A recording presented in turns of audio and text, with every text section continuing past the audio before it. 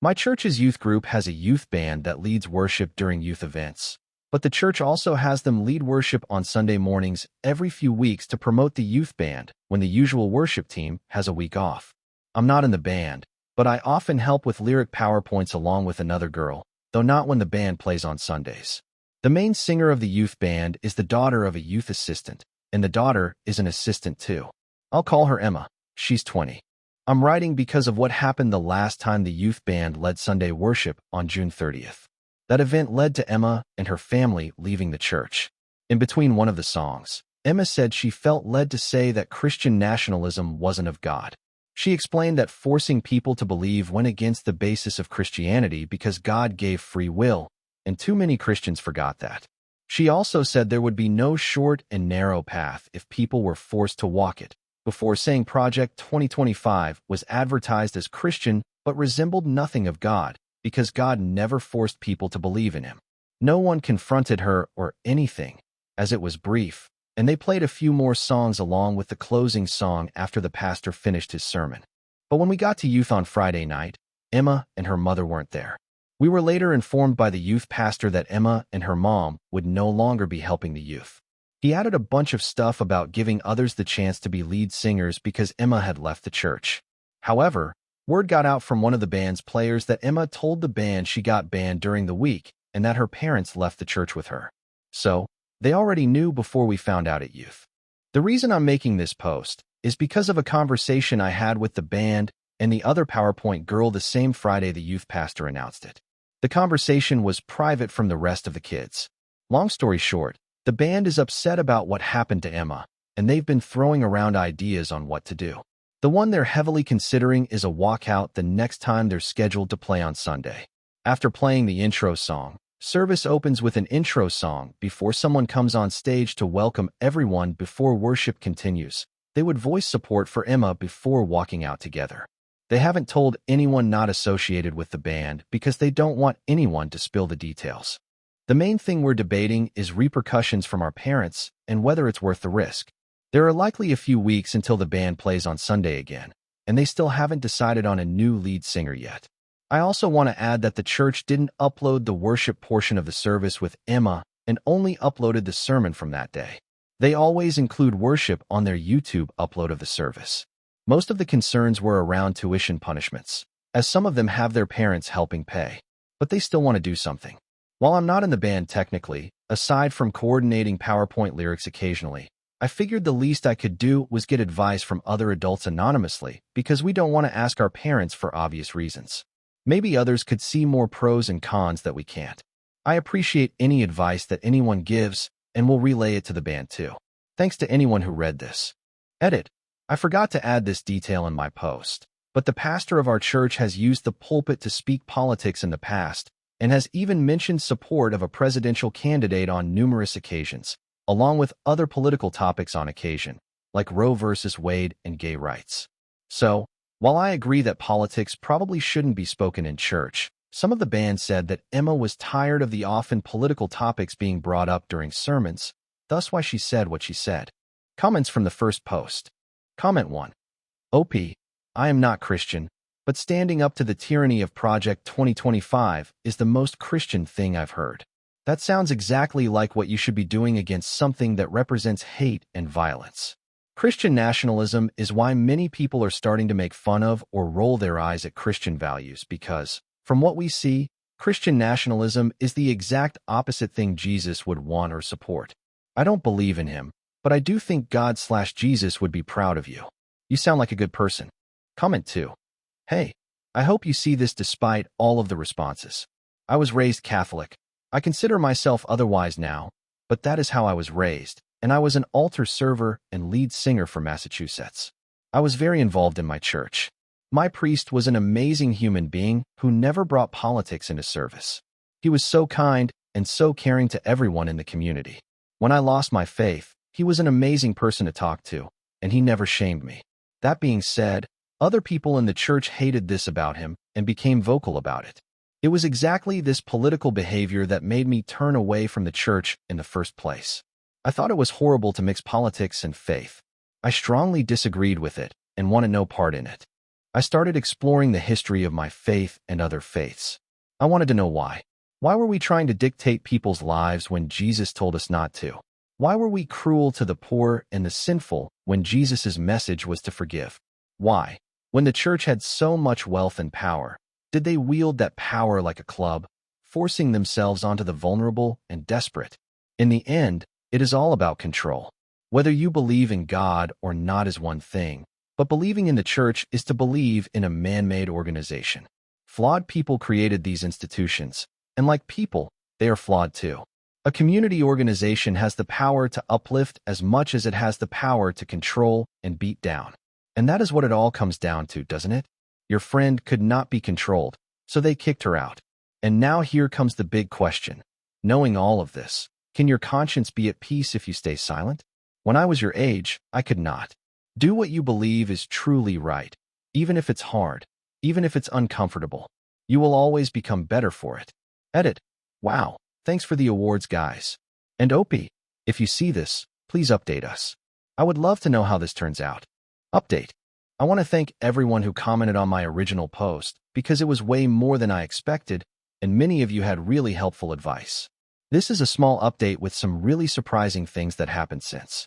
First, the band is still going through with the walkout, and they're keeping it within the band so that no other kids tell their parents who might tell leaders. It would have been awesome to include others, but the risk of the church catching wind was too great. Second, we have a date of August 4th when the youth band will do worship for the adults again. Third, the youth pastor appointed a singer from within the group who will take turns singing on Sundays with future participants in the coming weeks.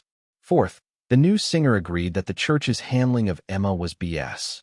Fifth, and most exciting, 2 of the band members told non-religious relatives about the situation in fear of punishment.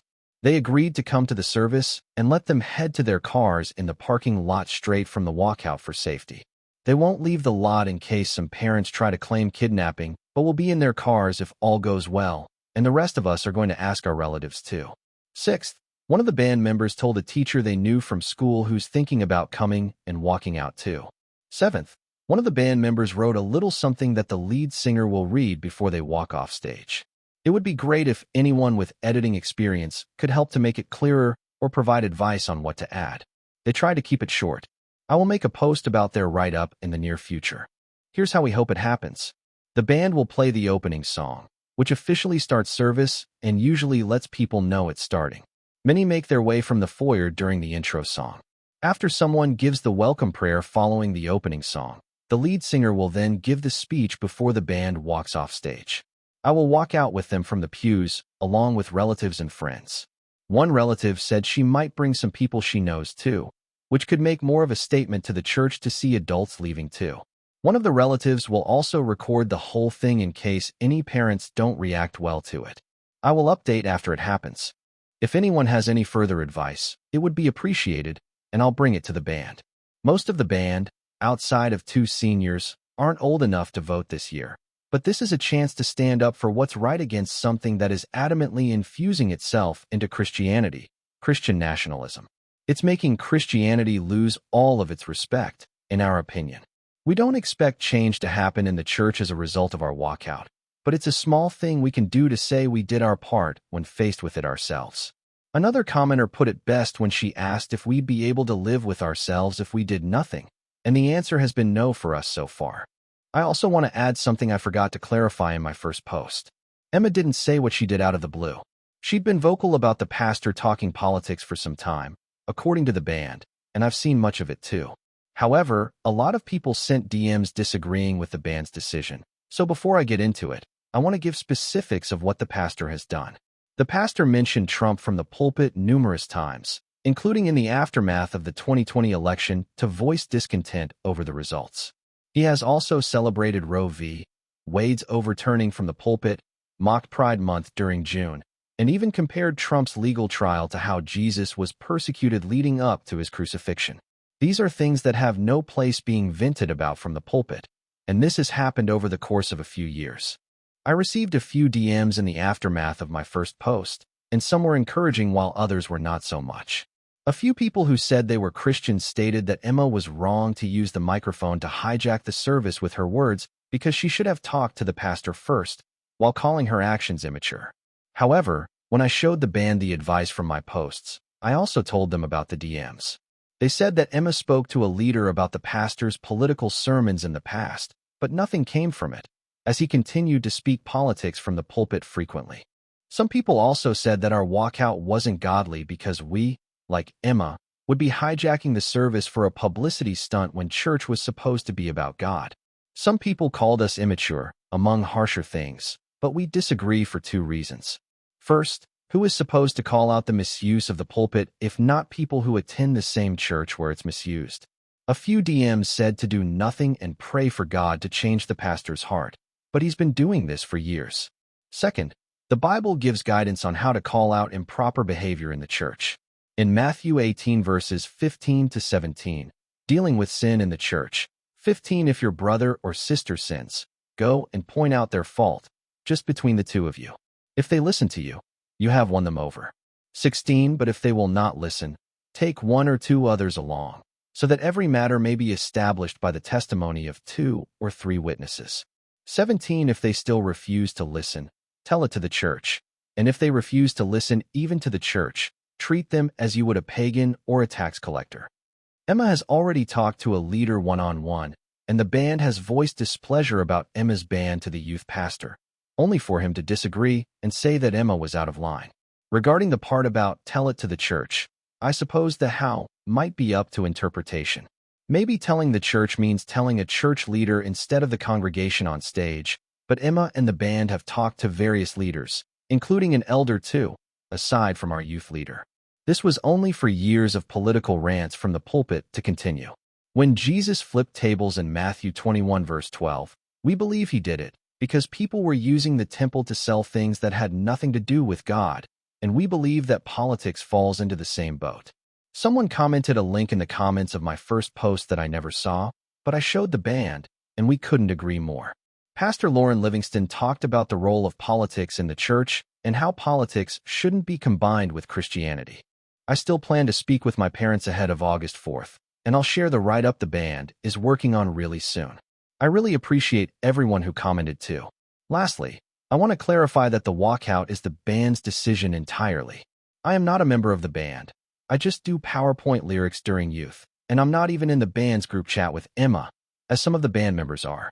Contemplating punishments from parents. 2 seniors are concerned with their parents removing tuition help. I will support whatever they decide while understanding that they have to take care of their future too. As many commented, if they decide to continue with the walkout, I will support them and walk out from the pews. But if they change their mind because the repercussions are too great, I will respect that and continue to support them. Comments from the update. Comment 1. My views on religion and churches are a whole other thing. I'm impressed by the conviction to your sense of right and wrong, and your need to not sit by while someone spews falsehoods from their platform, a platform which Christians will claim is supposedly a place from which love and truth emanate. Much respect to you and yours. Those telling you to pray on it, and that it isn't your place are cowards. Being afraid to rock the boat is how religions get twisted. It sounds like your church is well down the slippery slope of becoming a cult to a guy who, when asked about his favorite Bible verse, responded vaguely like he hasn't read the book. Opie.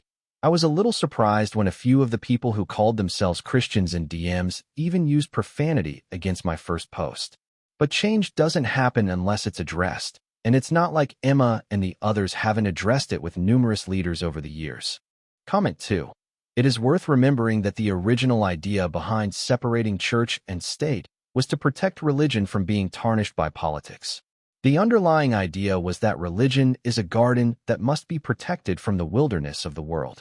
This church seems to be a prime example of that necessity. Comment 3. I have a lot of respect for all of you for taking this stand. Christian nationalism has no place in the church. It is completely against the teachings of the Bible. Stand strong in what you are undertaking. You are biblically grounded in your stand. The church was given its mission by Jesus, to preach the good news in order to bring people to Christ. The church is not, nor should it ever be, a mouthpiece for politics. I will keep all of you in my prayers. You are doing the right thing, even though it may feel scary. Standing up against power is never easy. Comment 4. Hey, Christian over here. First, I love that you have biblical references for what you guys are doing. Second, the idea of comparing Trump to Jesus, no matter the political views of yourself or the pastor, is quite honestly blasphemous. So, you're 100% doing the right thing. And third, you might not be old enough to vote yet, but here's the thing. If you have conviction about anything, get passionate. In this case, get mad, rock the boat, and use your voice. It's what we're called to do. Will it be difficult and scary sometimes? Yeah, absolutely. But things that matter often are. So what I'm saying is, you kids absolutely rock. You're far better examples of Christ-like behavior than your pastor is giving out right now, and mad respect for that. Remember Joshua 1 verse 9 and God's command as you kids do this. Have I not commanded you? Be strong and courageous. Do not be afraid. Do not be discouraged, for the Lord your God will be with you wherever you go. Thank you for watching.